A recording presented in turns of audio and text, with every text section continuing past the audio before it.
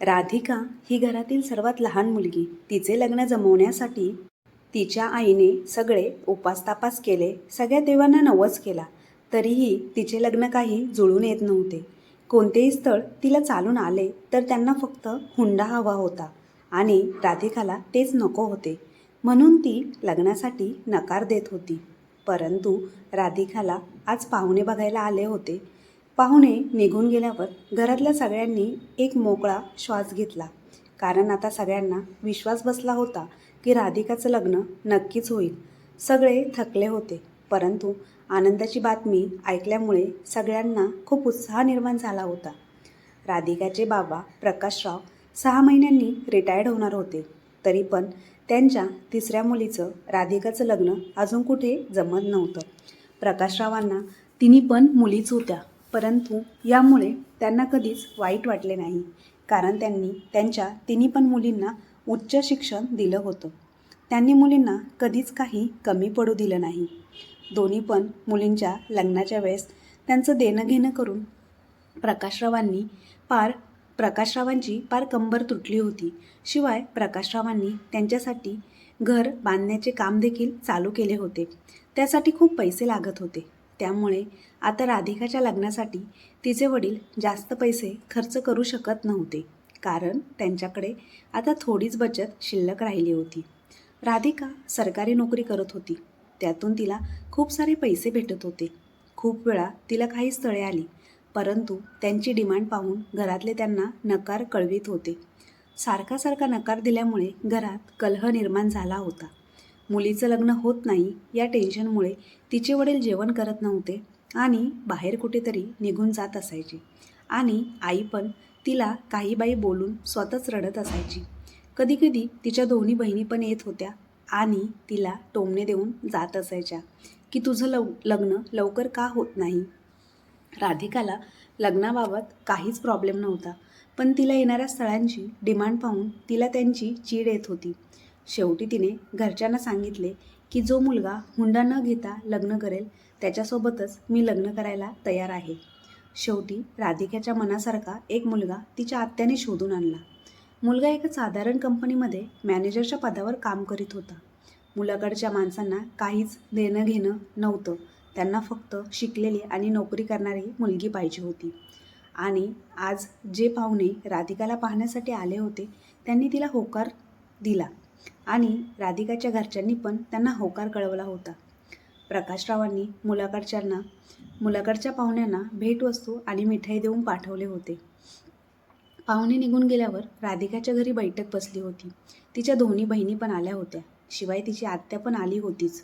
आत्या तर आज प्रमुख पाहुणी होती, कारण तिने तर एवढे छान स्थळ आणलं होतं. आज त्यांची खूप तारीफ करत होती, कारण आपल्या भावाचं त्यांनी खूप मोठं टेन्शन दूर केलं होतं. त्यांना मुलगा फार पसंत पडला होता. स्मार्ट होता आणि काम पण चांगलं करत होता. सगळे खूप खुश होते, परंतु माहिती नाही राधिकाची बुद्धी तिला काहीतरी वेगळं सांगत होती. तिला विश्वासच बसत नव्हता की आजच्या जमान्यात अशी पण आदर्शवादी माणसे आहेत का जे हुंडा न घेता लग्न करत आहेत. 2 महिन्यानंतर राधिका आणि विशालचं लग्न एकदम साध्या पद्धतीने झालं. लग्न झाल्यावर राधिका सासरी गेली. तिने पाहिलं की सासरी कशाचीही सजावट नव्हती.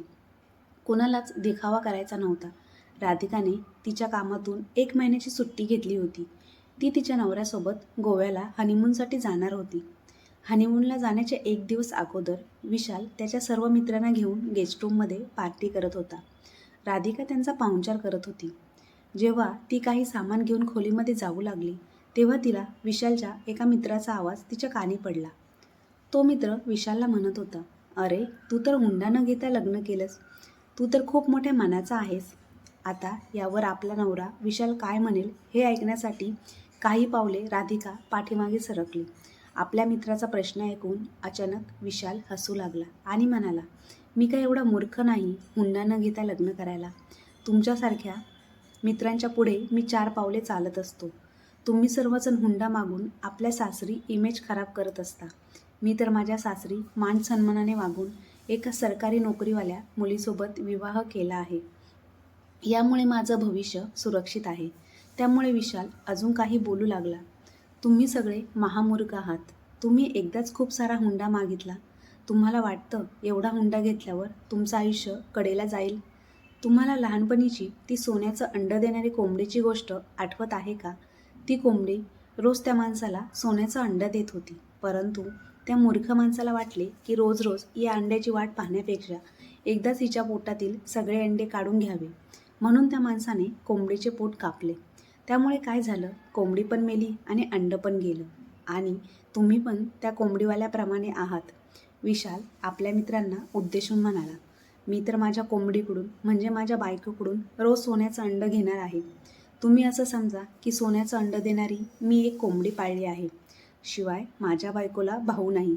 त्यामुळे आईवडिलांनंतर सगळं काही तिच्या तिन्ही बहिणींना मिळणार आहे आणि त्यावर हिचासुद्धा अधिकार आहे. हिच्या माहेरची पण प्रॉपर्टी भेटेल आणि हिच्या नोकरीचा पण पगार भेटत राहील. तो मी तर माझ्या बायकोसोबत राधिकासोबत लग्न करून एक विमा तयार केला आहे, जो मला मरणाच्या आधी पण मिळेल आणि मरणानंतर पण मिळेल. अशा प्रकारे मी सौदा केला आहे. मी काय वेडा आहे का हुंडा न घेता लग्न करायला? आपल्या मित्राचं विशालचं बोलणं ऐकून सगळे मित्र दंग झाले. ते म्हणाले की विशाल, तू तर पहिल्यापासून हुशार आणि बुद्धिमान आहेस. हे तू आज सिद्ध करून दाखवलं. आणि सगळेच मोठमोठ्याने हसू लागले. आपल्या नवऱ्याचं विशालचं बोलणं ऐकून राधिकाचे हातपाय थंड पडले. शेवटी तिच्या मनात जे होतं तेच घडलं. तिला कळालं होते की खायचे दात आणि दाखवायचे दात वेगळे आहेत. राधिका सगळं सामान घेऊन टेबलावर ठेवून त्या रूमच्या बाहेर आली आणि तिच्या रूममध्ये जाऊन विचार करू लागली. जर खरंच मनापासून माझा नवरा मला साथ देत असता तर मी पण प्रेमाने आपुलकीने सगळं काही माझ्या पगारातून करायला तयार होते. शेवटी या घरासाठी पण माझे काही कर्तव्य आहे. पण माझ्या नवऱ्याने चलाकी करून माझ्या कमाईवर डोळा ठेवला आहे. रात्रीच्या वेळी डोकं दुखत आहे म्हणून तिने लगेच झोपण्याचा प्लॅन बनवला. ती विचार करते की माझे आईवडील तर किती चांगला जावई मिळाला आहे म्हणून खूप खुश आहेत. नाही, मी माझ्या आईबाबांना दुःखी पाहू शकत नाही. मी माझ्या नवऱ्याला विशालला चांगलाच धडा शिकवणार आहे. गोव्याला फिरायला गेल्यावर राधिकाला समजले होते की तिचा नवरा मोठमोठ्या खर्चासाठी तिच्या ATMमधून पैसे काढत होता आणि छोटे खर्च तो त्याच्या ATMमधून करत होता. घरातल्यांसाठी भेटवस्तू घेऊन तो खुश झाला होता. त्याने राधिकाकडून तिचं क्रेडिट कार्ड घेऊन त्याच्या आईवडिलांसाठी सुद्धा खूप महागातल्या वस्तू खरेदी केल्या. गोड बोलून विशालने तिच्याकडून तिची सेव्हिंग, PF, तिला किती पगार भेटतो याबद्दल त्याने सगळी चौकशी केली. पण राधिका हुशार आणि सावधान होती. तिने तिच्या नवऱ्याला कोणतीही खरी माहिती दिली नाही. घरी आल्यावर तिने सगळ्यांना गिफ्ट दिले आणि गिफ्ट देताना ती सगळ्यांना हे सांगत होती की हे गिफ्ट माझ्यातर्फे आहे. माझ्यातर्फे हा शब्द ती म्हणायला विसरत नव्हती. विशालला राग येत होता, पण तो शांत होता, कारण त्याला पण कळत होतं की हे सगळे गिफ्ट तिच्याच पैशाचे आहेत. घरातली सगळी राधिकाच्या या वागण्यावर खूप खुश झाले. आता राधिकाने तिचे डेली रुटीन सुरू केलं होतं. विशाल त्याच्या ऑफिसला जायच्या वाटेवरच राधिकाचं ऑफिस होतं. त्यामुळे राधिकाने एक युक्ती काढली आणि ती त्याला म्हणाली, जाता जाता तू मला माझ्या ऑफिसला सोडत जा. यासाठी विशाल पण तयार झाला. पण 2-3 दिवसांनी तो राधिकाकडून क्रेडिट कार्ड घेऊन गाडीत पेट्रोल भरण्याच्या नावावर काही पैसे काढून घेत होता. दरवेळेस काही ना काही तो बहाणा करून गुपचूप तिच्या ATMमधून पैसे काढत असायचा. राधिकाला हे सगळं कळत होतं. विशालच्या छोट्या भावाला आणि बहिणीला पैसे लागायचे तेव्हा तो गुपचूप पैसे त्यांना देत होता आणि कोणाला सांगू नका म्हणून पण सांगत असायचा. राधिका आता नवीन होती म्हणून कोणाला काही ती बोलू शकत नव्हती. पण तिने विचार केला होता की याच्यावर पण काही ना काही आपण उपाय काढला पाहिजे. 1-2 महिने असेच गेले. राधिकाच्या पगारावरच अख्खं घर चालत होतं आणि बाकीचे सगळे आपली बचत करून ठेवत होते. तिचे सासरे पण त्यांच्या पेन्शनचे पैसे जमा करून ठेवत होते आणि विशाल पण त्याच्या ऑफिसचा पगार आहे तसा जपून ठेवत होता. घरात लागणारा भाजीपाला, किराणा, लाईट बिल, गॅस बिल वगैरे सगळे राधिकाच पाहत होती. छोटे छोटे खर्च देखाव्यासाठी विशाल करत होता. जेव्हा एकदा राधिका तिच्या वडिलांच्या घरी गेली होती तेव्हा तिला तिचे वडील जरा उदास असलेले दिसत होते. खूप विचारल्यानंतर तिच्या वडिलांनी सांगितलं की घर बांधण्यासाठी खूप पैसे खर्च झाले, पण अजून काही काम बाकी राहिले आहे आणि त्यासाठी तिच्या वडिलांकडे पैसेच नव्हते. पैसे नसल्यामुळे बिल्डरने पण काम थांबवले होते. आपल्या वडिलांचे दुःख ऐकून राधिकाला खूप वाईट वाटलं. ती विचार करते की माझ्याच वडिलांनी मला एवढं शिकून पायावर उभं केलं आहे आणि त्यांच्याकडेच पैसे नाहीत. तिला खूप दुःख झालं आणि ती उदास मनाने घरी आली. महिना संपत आल्यावर सुट्टीच्या दिवशी सगळे आनंदात चहा पीत बसले होते. त्यावेळेस राधिकाने खूपच शालीनतेने आणि आपलेपणाने म्हणाली की हे बघा, आपल्या घरात 3 जणांचा पगार येत आहे, पण आपण कोणीही काही बचत करत नाही आणि हे कसं चालणार आहे? मला तर खूप काळजी वाटत आहे. छोट्या दिराचं शिक्षण अजून 2 वर्ष आहे. अजून नणंदबाईचं लग्न पण करायचं आहे. एवढं गोड आणि आपलेपणाचं बोलणं ऐकल्यामुळे तिने सगळ्यांचंच मन जिंकून घेतलं. हे बघा, पुढे जाऊन खूप खर्च होणार आहेत, त्यामुळे आपल्याला आत्तापासून प्लॅनिंग करावं लागेल. आपण या महिन्यात बघू की कोण जास्त पैसे खर्च करतो आणि कोण कमी पैसे खर्च करत आहे. सगळ्यांनी आपण कुठे कुठे पैसे खर्च केले हे लिहून ठेवायचे आहे आणि जो कोणी जास्त पैसा खर्च करतो त्याला 1 महिन्याची बचत करण्याची संधी दिली जाईल आणि त्यानंतर सगळ्यांनी समान खर्च करायचा. त्यामुळे सगळ्यांनी थोडे थोडे बचत होईल आणि ही बचत आपल्याला भविष्यात सहकार्य करेल. एका कागदावर तिघांनी पण आपण केलेले खर्च लिहिले. जेव्हा तो खर्च मोजला गेला तर सगळ्यात जास्त रक्कम राधिकाचीच होती. तिनेच घरात जास्त खर्च केला होता. विशालने त्याच्या भावावर आणि बहिणीवर केलेला खर्च पण बाहेर निघाला. विशाल जरा घाबरला होता, कारण त्याने राधिकाला माहीत न होता तिच्या अकाउंटमधून खूप पैसे काढले होते. पुढच्या महिन्यात सगळ्यांना एकसारखे घरात पैसे खर्च करावे लागले आणि त्यामुळे राधिकाची चांगलीच बचत होऊ लागली. राधिका गुप्तपणे तिच्या माहेरचं घर बांधणाऱ्या बिल्डरला भेटली. तिने तिच्या पाशी साठवलेले पैसे त्या बिल्डरला दिले आणि तिच्या माहेरच्या घराचं राहिलेलं अर्धवट काम पूर्ण करायला सांगितलं. शिवाय दर महिन्याला राहिलेले पैसे पण मी देण्यासाठी येईल असे पण तिने त्यांना सांगितलं. आणि हो, बाबांना याच्या बाबतीत काही सांगू नका. 1 महिन्यातच त्या बिल्डरने राहिलेले घराचे काम पूर्ण केलं. राधिकाने घराची साफसफाई करून पैशाचा सगळा व्यवहार संपवला. राधिकाने एके दिवशी बाबांना येऊन त्या घराची चावी दिली आणि त्या घरात शिफ्ट होण्यासाठी सांगितले. तिचे बाबा हे सगळं ऐकून आश्चर्यचकित झाले. आपल्या मुलीने आपली मदत केली, त्यामुळे कुठे ना कुठे त्यांना लाज वाटू लागली होती. तिने बाबांचा हात हातात घेतला आणि म्हणाली की बाबा, मी तुमचीच आहे आणि त्यामुळे मी खर्च केला म्हणून अजिबात लाज वाटू देऊ नका. तुमचा आमच्यावर पूर्ण अधिकार आहे, कारण तुम्हीच आम्हाला शिकून एवढे मोठे बनवले आहे. एके दिवशी कोणाकडून तरी राधिकाला समजलं की विशालने शोरूममध्ये जाऊन एक कार पसंत केली आहे. राधिकाला कळाले की लवकरच आता विशाल माझ्याकडून माझे बचत झालेले पैसे घेईल आणि कार विकत घेणार आहे. त्यामुळे राधिकाने पण एक योजना बनवली.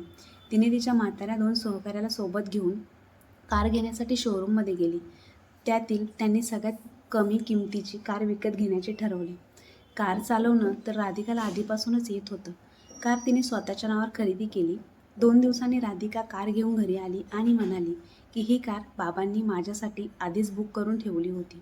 विशाल आणि त्याचा परिवार खूप खुश झाला, परंतु त्या कारची मालकीदार राधिका होती. तिच्याशिवाय त्या गाडीला कोणीसुद्धा हात लावू शकत नव्हता. आता राधिका तिच्या ऑफिसमध्ये जे कोणी कर्मचारी तिच्या आसपास राहतात त्यांना पण घेऊन त्या गाडीमध्ये जाऊ लागली. त्यामुळे सगळे मिळून त्या गाडीत पेट्रोल टाकत होते आणि म्हणून राधिकाकडे बचत पण होत होती. विशालला याबाबतीत काहीच माहीत नव्हतं. रोज विशाल तिला गाडीच मला चालू दे, बघू दे म्हणून विनवण्या करत होता, पण खूप वेळा म्हणाल्यावर राधिका त्याला गाडीची चावी देत असायची. एक दिवस राधिकाला सुट्टी होती. तिला कळाले की काहीतरी घरात गुप्त चर्चा सुरू आहे. ती किचनमध्ये बिझी आहे याचा लाभ ते घेत होती. तिला समजलं होतं की खूप मोठा निर्णय आहे, म्हणून तर शांतपणे सर्वजण बोलत आहे. 2-3 वेळा वकील पण घरात येताना तिने पाहिलं होतं. आणि असं पण राधिकाला कशाचीच काळजी नव्हती, कारण ती आपल्या नवऱ्यापासून सावधान होती. राधिका सासरच्या बाबतीत सगळी कर्तव्य पार पाडत होती. थोड्या वेळाने विशाल राधिकाजवळ आला आणि तिच्याकडून गाडीची चावी घेऊन त्याच्या आईवडिलांना घेऊन कुठेतरी गेला. दुसऱ्या दिवशी पण त्यांना सुट्टी होती. सासू सासरे कुठे बाहेर फिरायला गेले होते. नणंद आणि दीर यांना सुट्टी नव्हती, ते कॉलेजला गेले होते. घरी विशाल एकटाच होता आणि त्याला पण काही सामान आणण्यासाठी तिने बाहेर पाठवले.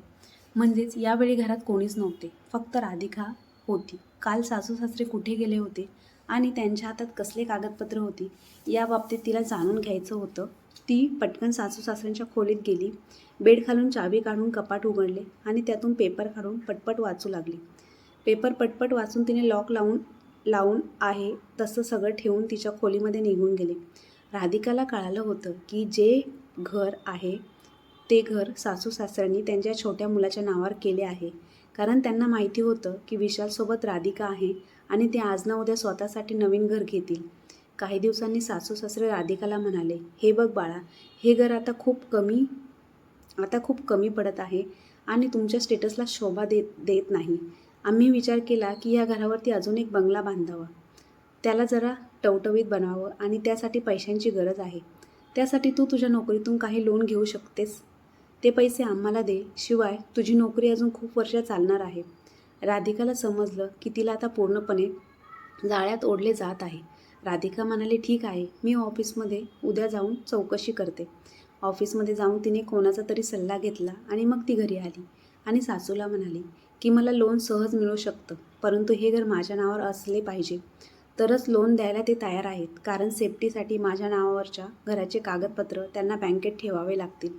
जर मी त्यांचे पैसे फेडू शकले नाही तर ते आपल्या घरावर कब्जा पण करायला मोकळे आहेत. आणि हा नियम तर तुम्हा सगळ्यांना माहीतच असेल. सासरच्या माणसांना दुसरा कोणता ऑप्शन नव्हता. त्यांना ते घर राधिकाच्या नावावर करावेच लागले. राधिकाने लोन घेऊन तिच्या पद्धतीने त्या घराला मस्त आकार दिला. घर खूप छान बनवले. आता या घराची मालकीण राधिका होती. एक दिवस तिच्या ऑफिसमध्ये काम करणाऱ्या मैत्रिणीला घेऊन राधिका घरी आली.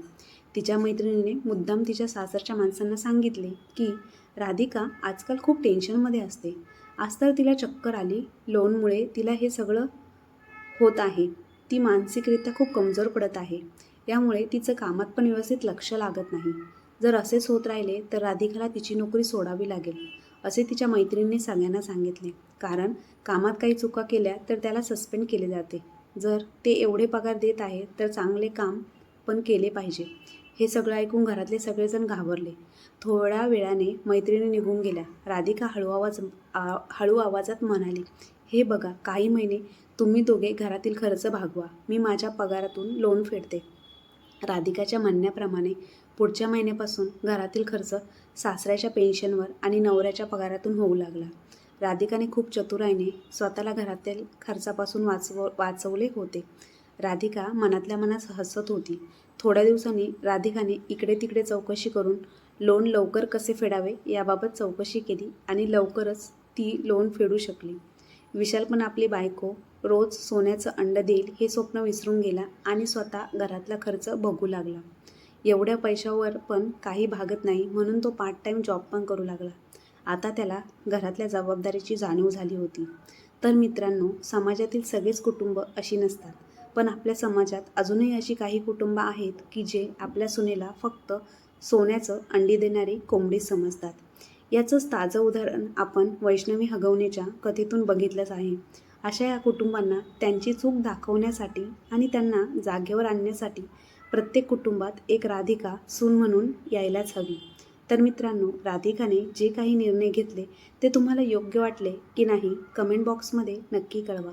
आणि आजची कथा आवडली असल्यास आपल्या चॅनलला लाईक, शेअर, सबस्क्राईब नक्की करा. धन्यवाद.